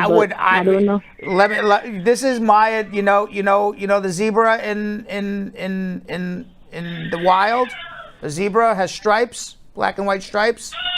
Doesn't matter where you go. Zebras always have black and white stripes. They never change. That's true. I wouldn't go back at all. All right. There's plenty of fish in the sea and plenty of fish who don't beat women. Okay. If he's gone for counseling, hopefully he will do better on his next relationship. That's how I would look at it. All right, then. Thank you, All Brad. Right. Keila in Queens. Keila. Hello. Hi, how are you? Hi, good evening. Good evening. Good evening to your co-host as well. Okay, so Good evening, co-hosts. There they are. One co-host is a ghost. Yes. Okay, so I have a question. Yes. I filed for conditions to be removed from 2018, and I have yet to receive the green card. I don't hear. Well, you filed to remove the conditions in 2018. You haven't gotten an interview yet? No. That's when in 2018? May. 2019, 2020. Wow, 3 years now? Yes. Are you together with your husband? No. You're not together? No, we're not. So he filed for my daughter and I from Jamaica to come here. And when we came here, he was very abusive and stuff. Okay. He put us out there. Do you have proof that it was a bona fide marriage? Yes. Okay. So you have now presumably had a green card for more than 5 years since you came here in 2016. So the green card is expired because I understand that, but you came here in 2016, right? Yes. In May. In May of 2016? No, July 1st. July 1st. Okay. So you have now had permanent residence status for 5 years. I would file your citizenship. Yes. That's what I would do. You'll do what? File what I won't do anything. I'm telling you what I would do. What I would do is file your citizenship. Oh, I can do that without getting a green card? Correct, because you are a resident for 5 years, even though they never approved. I assume you filed a waiver of the requirement to file a joint application based on divorce. Oh. Is that what? I don't know. Yes, You're saying, whoa. Stop. You said, oh, like that was a shock. How are you? Because I didn't know I could do that. No. Go back. I said, I assume you filed a waiver of the joint application based on a divorce. Is that true or not true? No. Because what did you do? He didn't divorce me as yet. What did you do? I think she filed abuse, the lady that prepared the documents. Were the police called? No. On the I-751s, with the police not being called, they rarely approve those abuse cases unless you have real physical evidence of abuse. Yes, I did. I have photographs that I submitted. Okay. Are you divorced now? Yes. He divorced me behind my back. That's fine. Good riddance to him. I would still file I would file your citizenship now. I don't know what lady's doing what for you. Perhaps you need a consultation with me. That's the best I can tell you. But yeah, you should have been approved already. And if you haven't, file your citizenship. Final answer. Hold on. I haven't. But I have an issue right now. My grandmother passed away past Saturday. Do you have an I-551 stamp in your passport? Yes. Go travel. It's fine. I can, but it only says work authorization. If you have a stamp that says I-551, you can travel. To be honest, I'm not sure if that's what it says. I don't know what you have then, so make an appointment with me. Okay, some lady did something for you. She can't help you. Come see me. Hold on. Final answer. Final answer, Yo-Yo. Shamim in Los Angeles. Hi, good afternoon. Sorry, good evening. Good evening. How are you? And I'm fine. Thank you. What's going on? For asking. I have actually two questions. One is about the current emerging bill for the reconciliation. So my question is, there are many children who came to the U.S. as a child but don't go to the regular school because of their special need. Maybe they go to the special school and sometimes they get an alternative certifications like high school completion, but they're not eligible to go to the military or to the post-secondary educational institution or go for earning. So what will be their case in this upcoming? Well, I don't know what that particular school you're referring to is, but if whatever degree they confer is the equivalent of a general equivalency degree to a high school, that would, it's GED or equivalent. Right. I don't know what they give. And I'm not an education expert off the top of my head to say, yes, that degree is good, that degree is not. I would have to look at the degree and see. Okay. So if they have an alternative valid certifications which is equivalent to GED... You're asking a lot of hypothetical questions. I would have no idea the answer because we don't know what the law is going to be yet. Maybe the law is just going to be if you came here at 15 by this date. I don't know what the law is going to be. So at the top of the show, I said, we know it's for DACA. What if the people who are not in DACA, who could have qualified, are they going to qualify for this amnesty? We don't know. What about the people who maybe, didn't qualify for DACA? And I talked about because they came after the date. But it could also be because they have a different type of degree, because they are handicapped somehow, special needs. Right. Yeah. I don't know the answers to that until we read the fine print. We'll know in 2 weeks. Okay. I don't know yet. Call me back in 2 weeks. I'll tell you an answer. Okay. I have a second question, please. Okay. That is, you tell about the essential workers. So if someone falls into the essential workers, and what about their spouse and children? Presumably they would be included as well. That's what I understand. Okay, and if someone have a children who is just past 21 years old but special need, and what will be for her? I don't know yet. Okay, because generally children are 21 and you're asking me apparently about your own family, and my answer is I don't know. If the entire family gets a green card and there's a child with special needs who doesn't, I am sure I will figure it out, I promise you. But you're asking me right now to tell you what the law will be for your specific purpose. I don't have an answer. Got it. Hang in there. Hang in there. Sure. Bidham in Aurora, Colorado. Hello? Hi, how are you? Good, how are you? Good, what's going on? I just have something question. So, my dad brought me here like I was 70 years old. And then, he brought me here was it 2016? So I was supposed to be followed the N600. Do you come here with a green card? Yeah. Okay, where are you from? Ethiopia. And your dad's a U.S. citizen? Yeah, he's a U.S. citizen. And when you came to America, you came and lived with him in the same household? Yeah. Okay, so you're a citizen of the United States? So, but the mistake, I did is, I filed out the 400, is the 400 So you filed the wrong forms. File the right form. Yeah. It's an N600. And then I go, through, the process, forget about what you did. If you filed the wrong forms, forget about it. File the right forms now, N600. If you don't know the right forms to file, which you obviously don't, hire an attorney to do it for you. Okay, cool, all right. All right, hold on. Yeah, you filed the wrong forms, forget about it. Like the old saying, hey, forget about it. Forget about it. Literally, forget about it. Forget about it. Filed the wrong form. File the right form now. He knows what form. He's like, I filed the N400. File the N600. File the N600. Forget about it. Dennis in San Diego. Hi, Brad. Hi, how are you? How's it going? Good. Doing great, thanks. So I have two questions. COVID has been an extreme disaster for a lot of couples. I got my conditional green card in May, actually in March.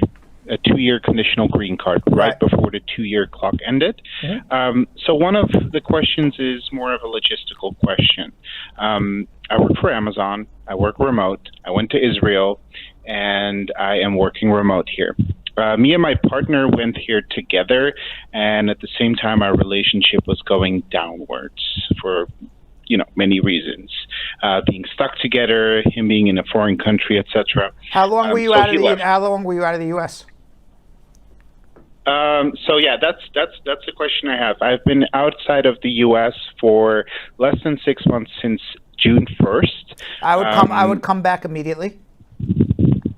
The reality is, on a conditional green card, it's only supposed to be out of the country for 4 months at a time, not 6. But they don't really enforce that rule. I would come back.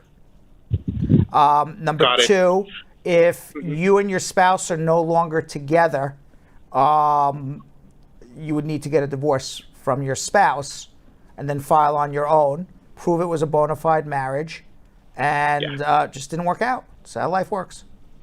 So he wants to wait a full year to see if we can reconcile. Okay. He doesn't want to go with divorce. Okay. Is that going to be a problem if I file for the removal of conditions? Well, you would have to file a joint application and say you're living together. So if you're going to reconcile, you reconcile. You can't reconcile unfortunately, you can't reconcile on his timeline. Got to reconcile on immigration's timeline. Got it. Okay. And that 1 year, because I also read you can stay outside the U.S. for 1 year, and there will be some questioning at the border. Who says but that? really, it's better to come back within the 6 months, right? I don't know where you read that, but that's totally incorrect. What the law says is, as a lawful permanent resident, you have to be residing in the United States more often than somewhere else. You are a permanent resident of the United States. You are not a visitor of the United States.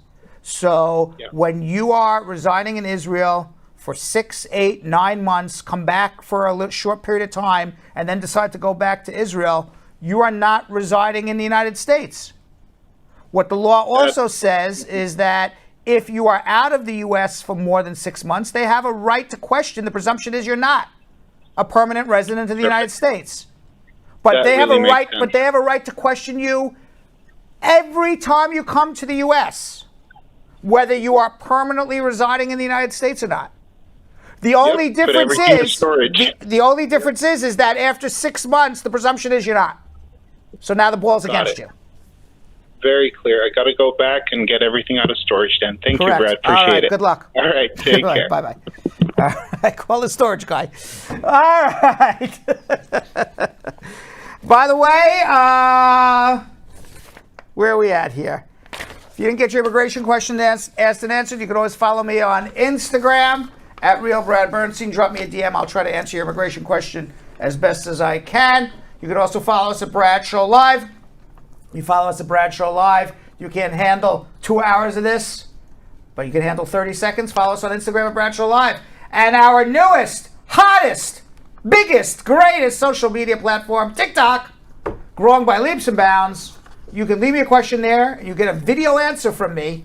Check it out. I do it every night. I answer 20, 30 questions a night, right, Yo-Yo? Yep. On TikTok, Brad Show Live. Yo-Yo? Absolutely. And you guys can follow me at Jonathan Elias TV on Instagram. And you guys can find me at Vanessa.ContrerasTV.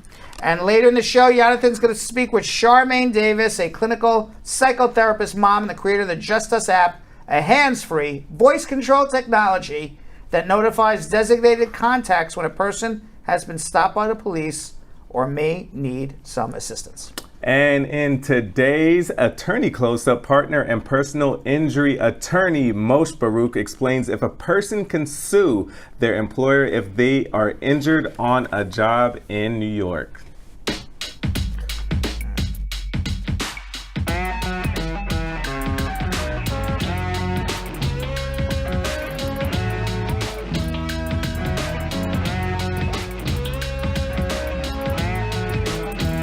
People, they say, well, you know, I got injured on the job. I love my employer. He's treating me fairly. I don't want to sue him. Well, the good news is you can't sue your employer. Well, that's the law. You can't sue your employer because the law in New York State says if you get injured on the job, you get certain types of benefits in form of workers' compensation. And so as a change for that, you can't sue your employer legally. There are two exceptions, though. If your employer intentionally hits you, then you can then sue your employer if he doesn't have workers' compensation insurance. And if he doesn't have workers' compensation insurance, then you can sue him because now you don't have where to go to for your medical benefits. So in a construction accident, there are general contractors, there's the owner of the premises where the accident occurred, there are the subcontractors. And so 240, 241 labor laws permit you to sue all of these people strictly. It's strict liability. And you can sue any one of them. You can sue the owner 100%, you can sue the subcontractor 100%, it doesn't matter. But usually you sue everybody all together and then they apportion the liability. All right, social media check-in, let's do it.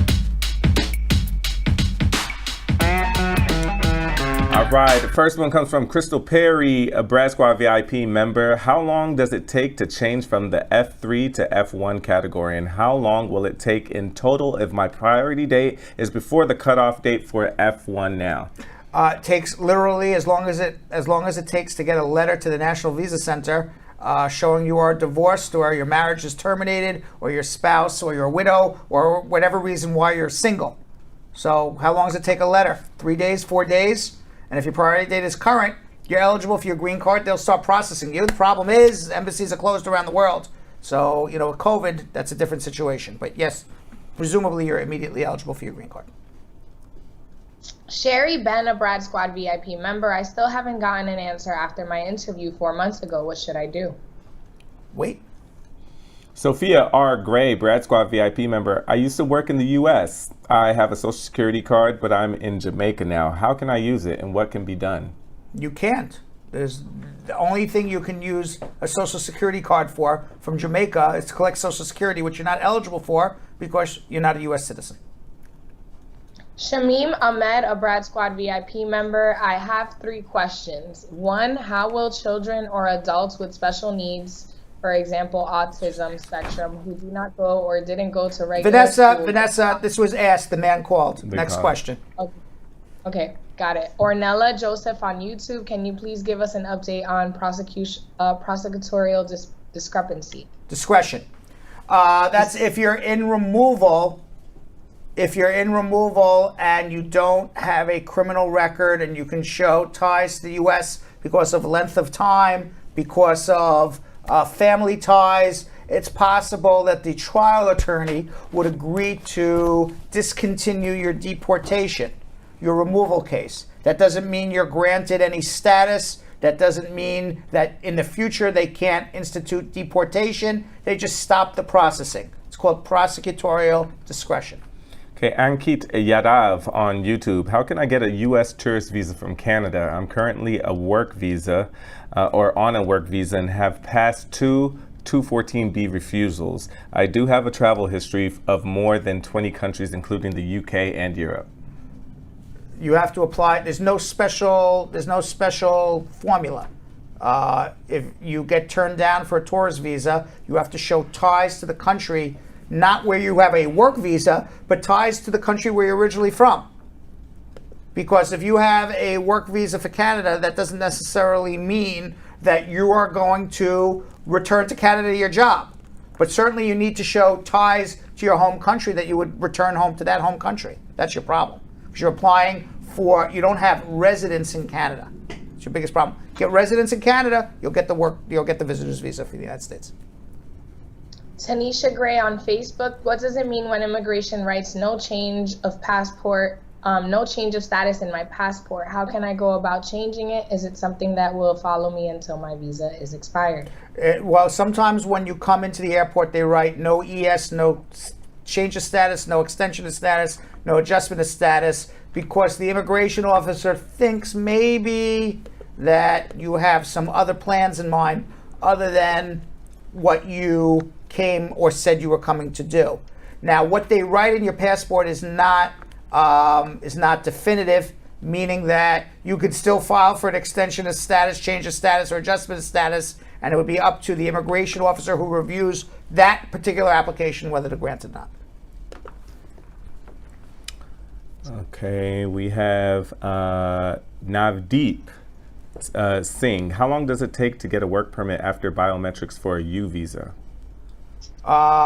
Years and years and years and years and years, except if you show hardship, or they're having this now bona fide U visa work permit that they're just starting to roll out now. So hopefully you'll get that shortly. Claire Hermit on Facebook. I misplaced my citizenship certificate. How can I receive another copy? You have to file an N565. Elizabeth Francis on Facebook. When I get an 18-month extension, how long should I wait before contacting USCIS, or should I wait until after the extension is complete, or can I? You can call USCIS whenever you want. She's talking about an I-751 extension after she removes the conditions. You can call immigration whenever you want. There's no rule, but you calling is not going to make it come any faster. Makes you feel better by calling. It's not going to make it go any faster. Most people are taking over 2 years now. So after the 18-month extension is over, you would have to go down to the local immigration office to get a stamp in your passport to extend your status. Claudette, and last one is Claudette Fisher on Facebook. What's the future like for LPR filing for kids? Good. Future's looking good for green card holders filing for kids. We like that. All right. Jonathan recently spoke with Charmine Davis, the creator of the Just Us app, a hands-free, voice-controlled technology that notifies designated contacts when a person has been stopped by the police or may need assistance. The California-based clinical psychotherapist and mom explain how the app works and what caused her to develop the concept. Let's watch. Hey, Brad Squad. Jonathan Elias here today with Charmine Davis, the creator of the Just Us app, which launched in August of 2020 and is being hailed as a new and inventive way to keep both citizens and law enforcement safe and accountable during encounters. Now, a 2020 study published in Nature Human Behavior found that Black drivers in the United States were 20% more likely to be stopped than white drivers and 1.5 to 2 times as likely to be searched afterwards. Another 2020 study conducted by Harvard researchers found that Black people were more than 3 times as likely to be killed during a police encounter. With these statistics in mind, the mom and professional psychotherapist took it into her own hands to create a hands-free voice control technology to notify designated contacts when you've been stopped by the police. Here today to tell us about the Just Us app is Charmine Davis. Thank you so much, Ms. Charmine, for joining us today. Thank you for having me. Absolutely. First of all, I have to say thank you for making an app like this. Me being a young Black man who has been stopped and harassed by police. You are so welcome. Absolutely. So now, first of all, I love the name Just Us app. It's a play on words. Tell us about this Just Us app. It was a play on the word for justice, and it had some other significance. It was just for us, for those folks who are left out, you know what I'm saying, and who are not always protected, and who are not always the ones who are being treated fairly. And so the Just Us app is really a tool, right? It's a tool to help communities to come together. And we already know the statistics of Black and brown drivers and what happens, and particularly male drivers, you know. Not that female drivers are not at risk as well. We know the statistics when it comes to male drivers. One thing that was really, really important for me was that we had something that you didn't have to move your hands, right? That it would be hands-free so that you didn't have to reach for anything, right? And you could just use your voice to activate it. Once you say Just Us, you say the words you need to say, and it opens up. Immediately, your loved ones know where you are. So if the phone becomes dislodged, let's say a police or someone takes your phone, your loved ones already know where you are. They can hear you. They may not be able to see you depending on what happened to your phone, but they know where you are and they are on their way. One thing that I love also about it is that you can hear their words. I think sometimes when you hear the soothing sounds of your loved ones' voices, it makes folks calm. It calms them, right? I know we hear a lot of times police officers and others, they may say, if you just do what we're asking you to do, if you just do this, if you just do that, I always tell them, close your eyes. Just imagine being a Black man. You're going to be so vulnerable to put your hands behind your back. You can't protect yourself. And you know the history in this country of what happens to folks. You should know why they are anxious and they don't want to readily just put their hands behind their back. They want to talk to you and figure out another way to do this. But what happens is check in, heads up, and help. Check-in is just if you have that teenager or you have a husband, wife, sibling, whoever, and you just want to say, hey, Siri, check in, Just Us check in. You're just letting your person know that I'm okay. I'm out in the rural. I'm doing whatever I do. Heads up means that, hey, I may be being stopped. There's a potential for a problem. Be on alert for me. And I know how quickly things can escalate. So heads up and help, you really want to be on alert. If you say help, heads up, your loved ones, your 5 contacts, they know there's a potential for problem, you know, start letting folks know, right? But if I say help, anyone within a 2-mile radius is going to get that. It's going to open up. My location is going to come right there to the exact spot that I'm at. My loved ones are also going to know where I am, and it's going to begin to live stream. And then you can hear me and I can hear you. It just gives us that opportunity to talk and be able to say, my hands are behind my back or someone's doing something. We can talk to one another and say, hey, either I'm okay or I'm not, or can you hurry up and get here? Or, you know, whatever you need to talk and say. Amazing. It records, correct? It does have a video, and you can then upload it and have it recording on Facebook, on Instagram, wherever you want to have a recording. So, right, like live. That's part of the tool that I think will kind of help deter police and others, because I know folks say, you know, people have videotape, but this is a whole different level. I can talk to you, and then we have trainings that I do, monthly trainings and we talk to the public about Just Us and how to interact when you're in situations like that. We know that if I'm yelling at you or you're screaming at me, I don't hear your words, right? So we kind of talk people down into how to de-escalate things. I love that. We definitely need to teach our young Black men how to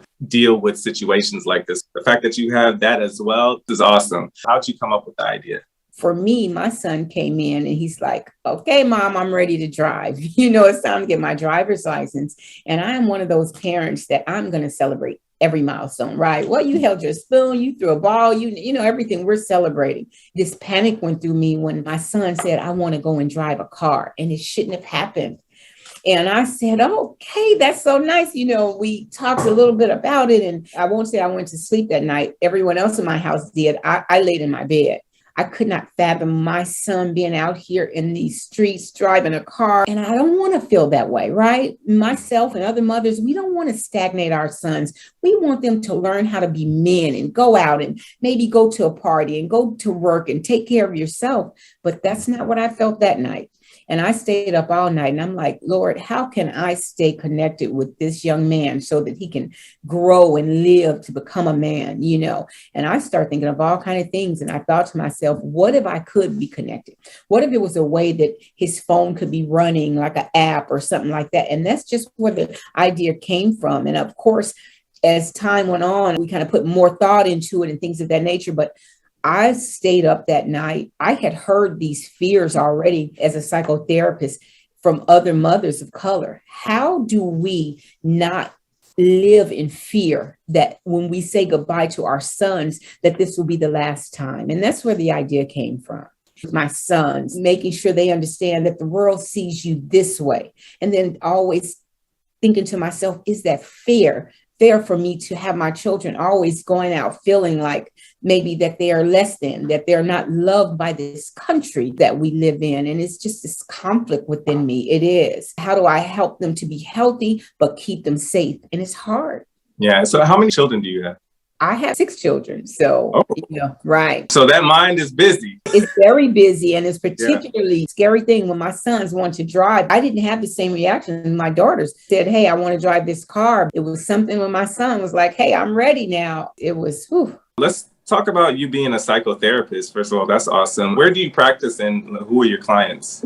Well, I practice in Los Angeles. I actually work for a nonprofit organization, a domestic violence organization. So I see clients within that platform and also clients outside of there. As a psychologist, I see clients, and I mostly work with clients in the inner cities, folks who don't normally have access to mental health services. I see women like myself, Black and brown mothers every day who have the same fears that I do. I saw a movie with Kerry Washington, and it was called American Son. Did you see that? You guys? Oh, yes. That? Yes. Man. So when you see that movie, you kind of understand. Absolutely. And like there was one part when Kerry Washington was talking about she wakes up and goes to her son's room to hear him breathe. And it's real. It wasn't made up. Obviously, they have talked to Black and brown mothers, and it's real because that's what I hear every day. If you don't understand what a Black mother is feeling when their Black son leaves the house, that movie right there just explains it all. Absolutely. And that movie really will show you why Just Us is so needed. All right. So tomorrow we will hear the second half of Jonathan on Charmine's discussion and why the app works for anyone who wants to feel safe and make sure their loved ones are protected. Works for everybody. You don't have to just be Black or brown. We said that too. I know you did. I'm just repeating it. Yeah. It works for everybody. Yeah. I mean, obviously anyone who can. Yeah. Yeah, it's an awesome app. It's definitely an awesome app. All right, 9 questions, 50 seconds.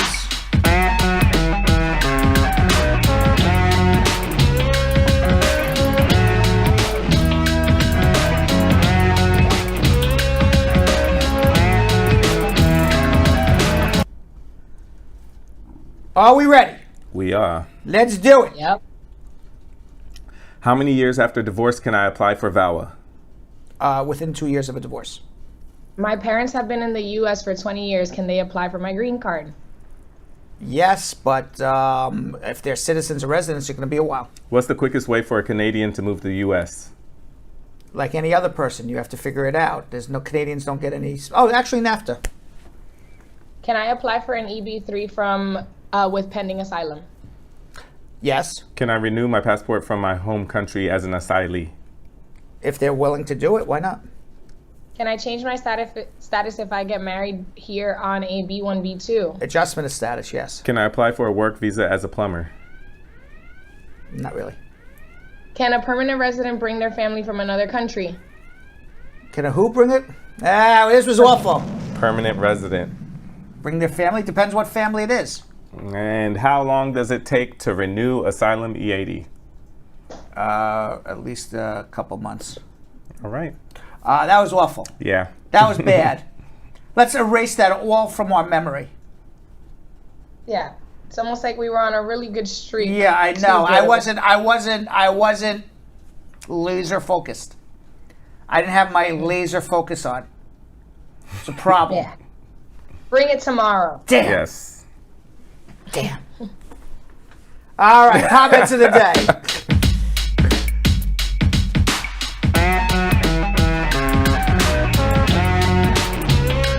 All right.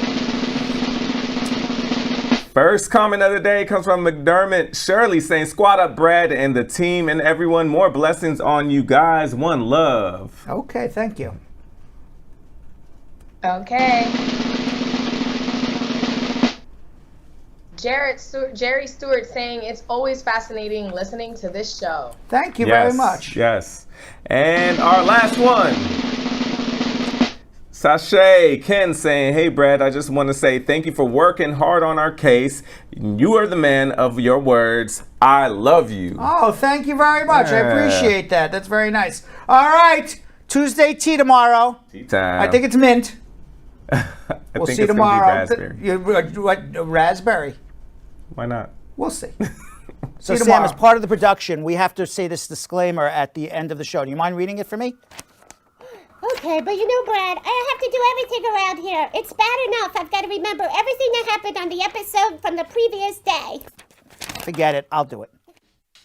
The proceeding was information only and not specific legal advice. Consult an attorney about your individual situation. Prior successful results do not guarantee a similar outcome in the future. To make an appointment with the Spar and Bernstein law firm located at 225 Broadway in New York City, call 1-800-529-5465. That's 1-800-529-5465. Easy to remember, 1-800-LAWLINK. That's 1-800-LAWLINK.